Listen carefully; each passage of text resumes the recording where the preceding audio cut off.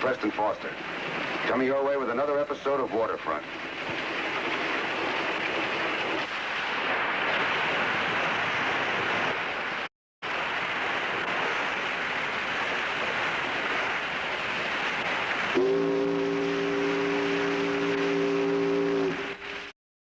Pike, and this here's the old Manassas Road. It's little more than a cow path back in '61. Now remember, David, the Federals, they had their guns down here in the ravine, and Colonel Cummings and his Virginians were on the ridge yonder. Well, seeing his opportunity, the Colonel yells, "Charge!"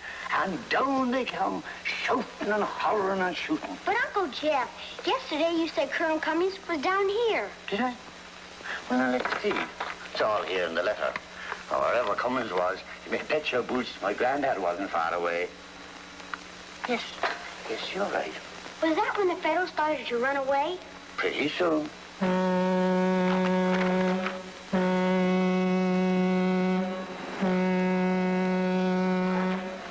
Don't forget we've got to answer first.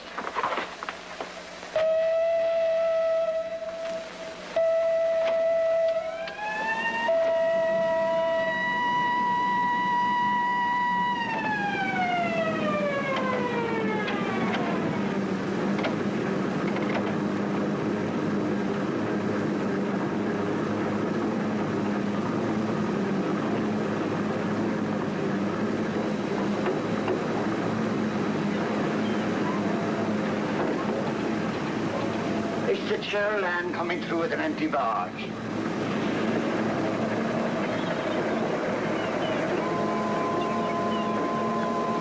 Passing that bridge up and down Captain John, it must be like running an elevator. You just don't get no place. No, but Uncle Jeff wouldn't trade places with the president of the railroad. I reckon not. But you know he's just as much part of this waterfront as you are. More, Billy. He was operating the Drawbridge long before I had the Cheryl Land. He's quite a boy, old Jeff. You know, for 20 years, rain or shine, he's never failed to wave me through.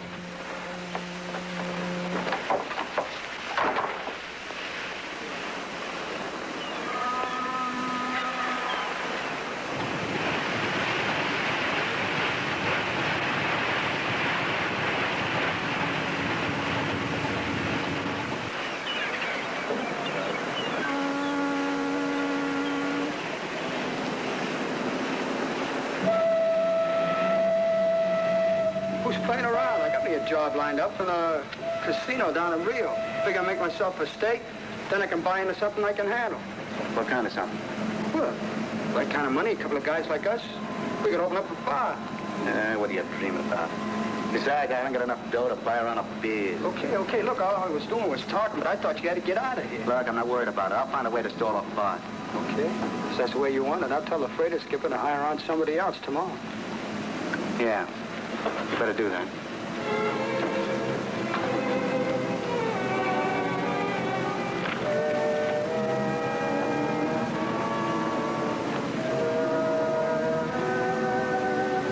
Ready for me to take over the wheel, Captain? As soon as we get through the bridge, then I'm going to board the barge.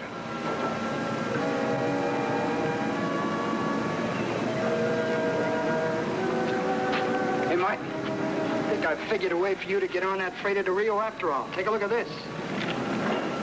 Hey, Rick, I guess we'll have to tie you up the outer mooring. The unloading dock's got all they can handle. And if you don't mind, I think we'll hitch a ride back with you. Sure. Oh, a friend of mine, Mike Tanner. Hi, Mike. Hi. Have I seen you around someplace before? It could be. I've been in and out a lot of places. Staying put for a while now? Yeah. I'm pulling out for South America tomorrow morning. Yeah, how come? Just want to see how the other half lives. Fresh harbor doesn't mean the sailing's any easier. What's with this magazine? How do you figure I get the dough to join up with you? Didn't you read it? Yeah, stamps. It's more than that. Listen. In addition to rare stamps, also of great interest are certain envelopes known as covers and called rebel rarities. They were issued by Southern postmasters in 1861, after the outbreak of the Civil War. So what? Some guys will collect anything. Yeah, but they'll pay as high as $5,000 for one of these. 5,000? For an old envelope? Yeah. Have to square you with Bart and buy our spot in Rio. Sure. All we got to do is find it. Look, we're the waterfront, if I've been telling you, is always talking about American history and the Civil War and those letters from his old man.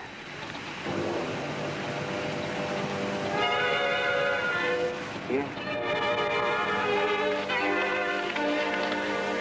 When the war ended, Uncle Jeff, did General Lee go back home? Of course he did, like all the rest of his men. He said goodbye to all the soldiers first, didn't he? To all he could, I suppose. Some of them were captured in prison camps. It took a long time to set them free. He must have felt awful sad at leaving his men.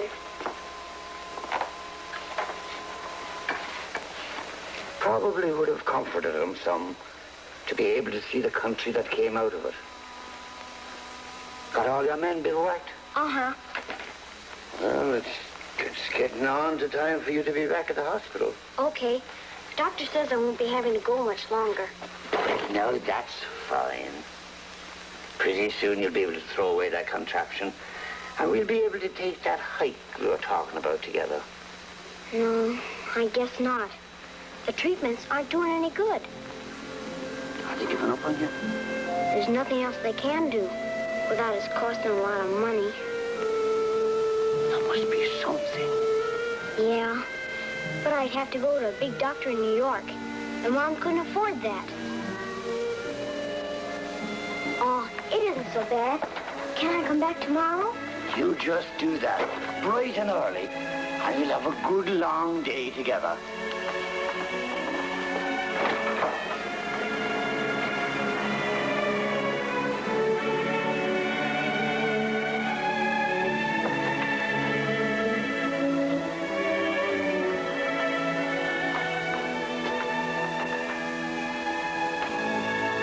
How high do you think we should go?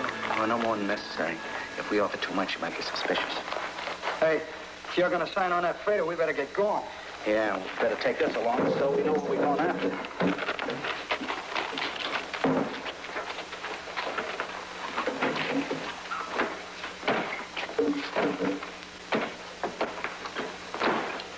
Hi, Captain John. Hi, Mac. Got those lobsters in the freezer for you. Good. Hey, Mac. Huh? Who's that Mike Tanner, do you know him? Yeah, why? I just met him a little while ago with Rig. Looked kind of familiar. I was just trying to place him. You can have them. What do you mean? You know anything about him? Not much, and all of it bad. They've been sitting at that table for the past hour poring over an old magazine. Anything wrong? No, why? I just hate to see young Rig hanging around with guys like that. What about the lobsters? Get them for you right away.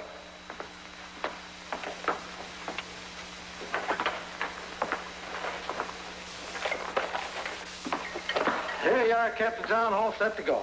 Is this where Mike and Rig were sitting? Yeah, why? They had this magazine with them on the barge this afternoon. They did? Well, all I know is I saw them tear a page out just before they left. Did you hear what they were saying? Well, just something about a railroad schedule. Hey, wait a minute, Captain. You forgot your lobsters. Put them back in the freezer. I'll pick them up later.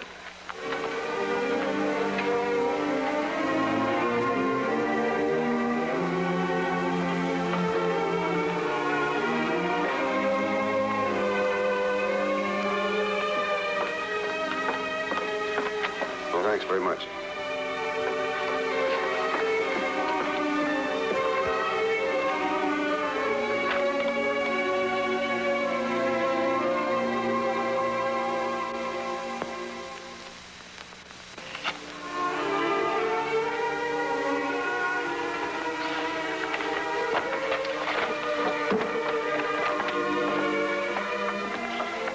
You still have those old letters you used to show Jim and Carl when they were kids? Yes, all of them. Would you like to see them? Yeah. Envelopes still with them? Most of them. Always did take good care of the souvenirs my grandfather left me. Some people might think it was just a lot of junk. Any of them date back as far as 1861? Only the one my grandfather wrote after the fighting at Manassas. Never knew you were interested in the war between the states. Jeff, this is worth a lot of money. That? Couldn't make any difference if it was. I wouldn't sell it anyway. That's about what I'd expect you to say. But don't be surprised if Rig Carter and a guy named Mike Tanner come out here and try to buy it from you. They'll only be wasting their time. I just want to let you know what it's worth. Thanks, Captain John. I'll put it in a safe place. Drawbridge? Yes, Herb, he's right here. It's for you, Captain John. Oh, thanks. Hello, Herb. Yeah. Catalona? 9 o'clock. All right. We'll be there. Got to take a banana boat out tonight. How much did you say this was worth? Says here, $5,000. $5,000. That's more than enough to get all the doctrine David needs for his leg.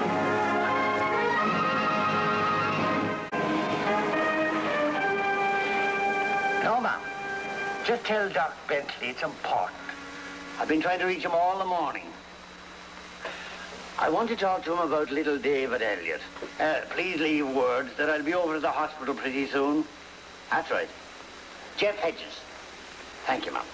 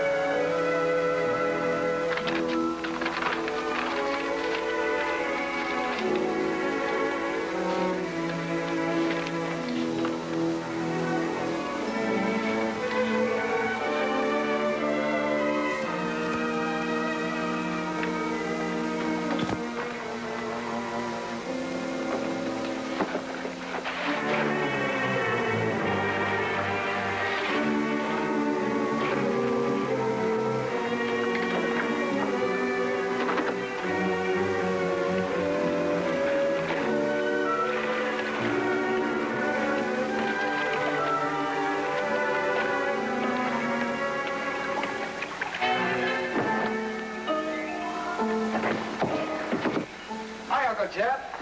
Remember me? Rick Carter. I used to come out here and play when I was a kid. Rick Carter, huh? Friend of mine, Mike Tanner. Mike Tanner, Jeff Hedges. Don't often get company out here at this time of night. Hey, Rick was telling me you're always telling stories about the Civil War, so I asked him to take me along. That was mighty thoughtful of you, Rig. Yeah, I was telling him about those old Civil War letters you got. You know, like the one from 1861. Hey, you still got it? Well, maybe I haven't, maybe I haven't. I got a guy who might be interested in buying it. Hey, if you got the right one, I'll take it off your hands. And how high do you think he'd go?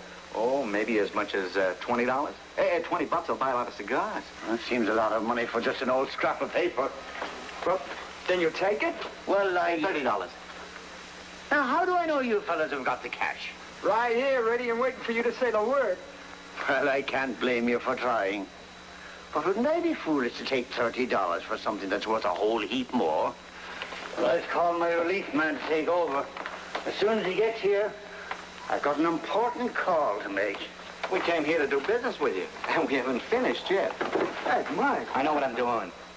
If that's your way of doing business, I wish I was 20 years younger. Now, you got the letter. Where is it? Hey, Mike, take it easy. There you go. If you want to quit, now's your chance. But if you want the old man to stay in one piece, you better stick around and make sure that he doesn't do anything foolish.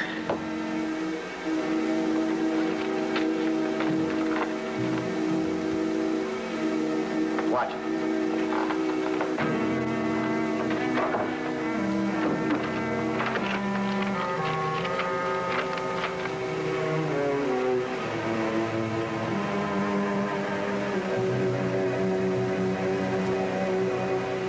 Build them any bigger, the old Charlene's gonna need a new engine. Oh, I don't know. The bigger they are, the easier you can push them around.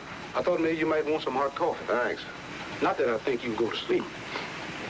Bed's gonna feel mighty good when we get in. Even before then. It sure will. Lettuce. This guy should run a post office. If we could sell him by the pound. Any luck? He hasn't got it on him. You leave that chest alone?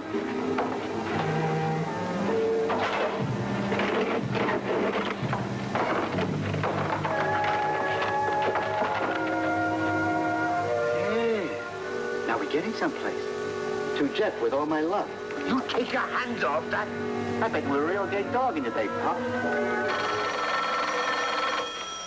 Let it ring. If Jeff doesn't answer it, then they'll know something's wrong. Okay. Then he'll answer. I'll do nothing of the kind. Maybe you'll change your mind. Find out who it is, and don't talk out of turn. Drawbridge. Who is it? The hospital switchboard. Do they know you? All right, tell him you're the relief. Tell him that Jeff went out for a walk. And don't talk out of turn, you hear? No, ma'am. This isn't Jeff. This is the relief man. Dr. Bentley? Yes, ma'am. I'll tell him to call. Just so you don't get too popular. Keep your eye.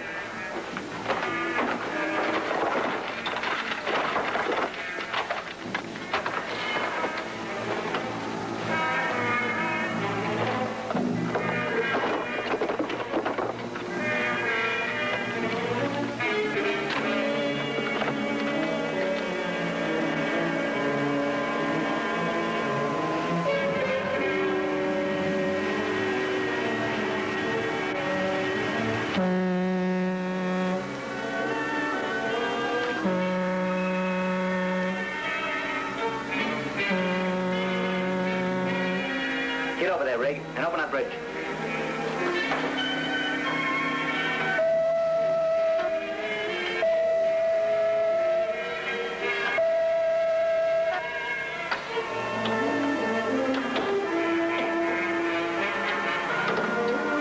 What's the matter? Can't you get it going? Thing's stuck. Let me at it. I'll get it. That bridge doesn't go up pretty soon. There'll be a whole lot of people in here asking a whole lot of questions. Get over here. Get that bridge open. If you think you're going to force me again, this time it won't work.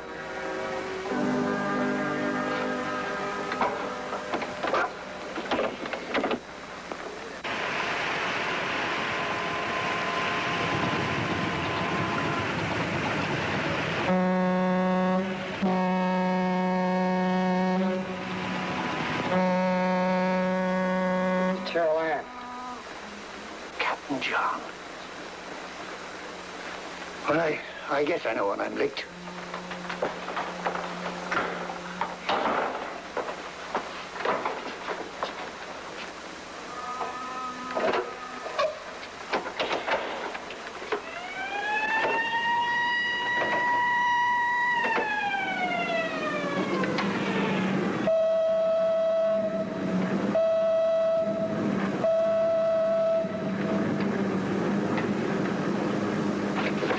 Don't give him a chance to make any signal.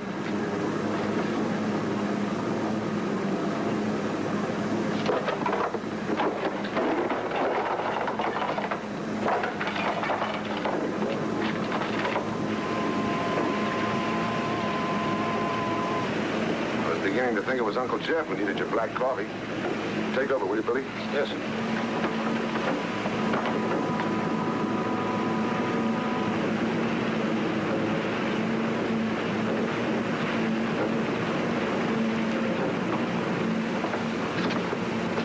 Time in 20 years.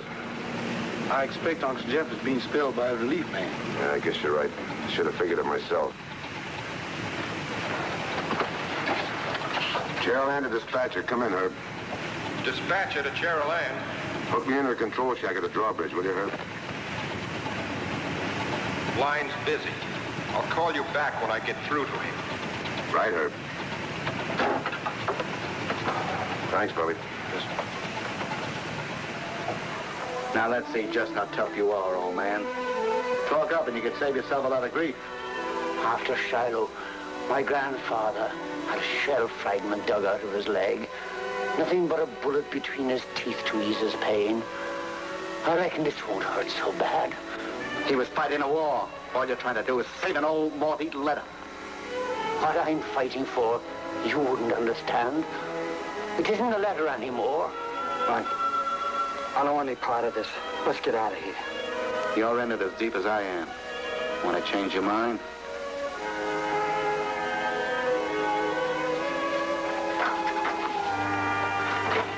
This is just the beginning. Burning them won't make me forget what's in them.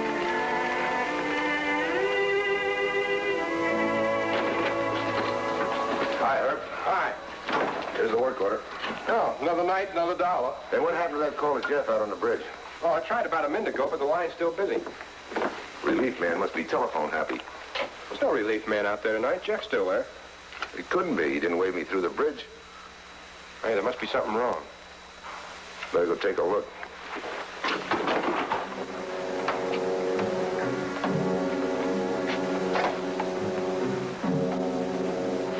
2nd Virginia Volunteers.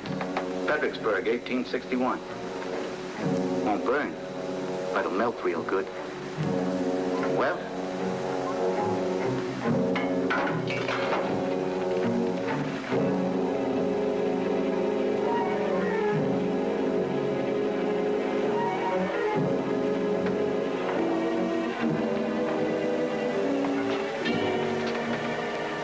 This belonged to your mother, didn't it?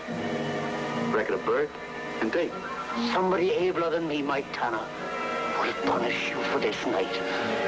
You only got yourself to blame. I'll stop anytime you say. Stop it, Mike. Maybe the old man can take it, but I can't.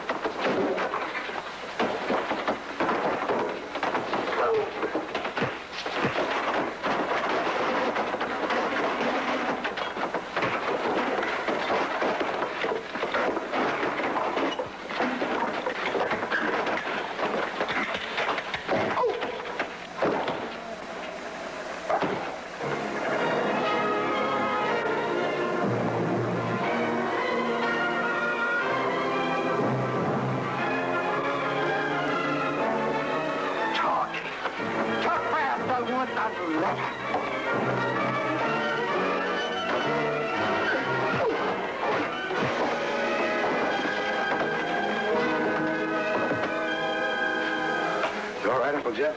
Will be, when we get the smell of skunk out of here. Police will take care of that. They get what they came after? Couldn't have found a better place for safekeeping. Now remember, David, Colonel Cummings and his Virginians were on the ridge here when the Federals moved their guns down here. Now, sir... What, Uncle Jeff? Yesterday you said Colonel Cummings was down here. Did I? Oh, what does it say in the letter? Oh, well, you must be right, son. Where's the letter, Uncle Jeff? I can't seem to find it. I must have mislaid it somewhere. Oh, you'd better get your troops back in bivouac if you're going to catch that train. Okay, Uncle Jeff. Can I help you, Uncle Jeff? Can I? Of course, David.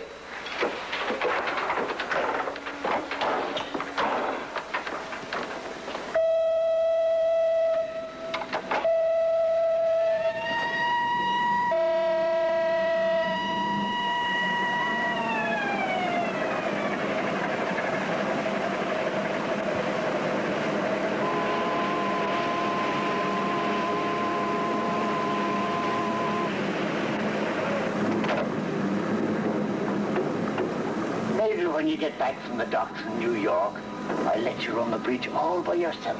Oh, boy.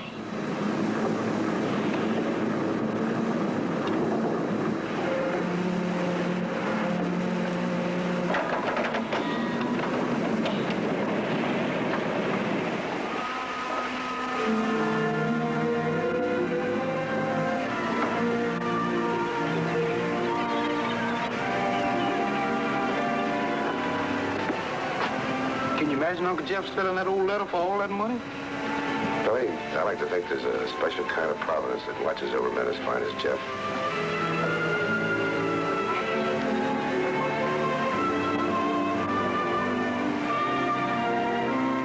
And kids, too, like little Dave.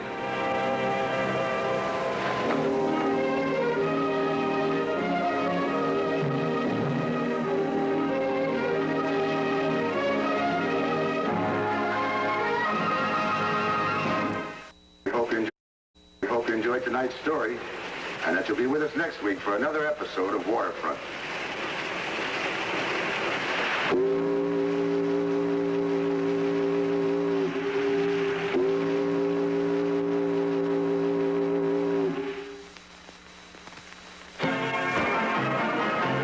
Today at 4:30, Kimberly becomes an international model on Different Strokes. Then at 5:30, the gifted students at Fillmore High get a new teacher on Head of the Class, right here on Channel 50, WPWR TV.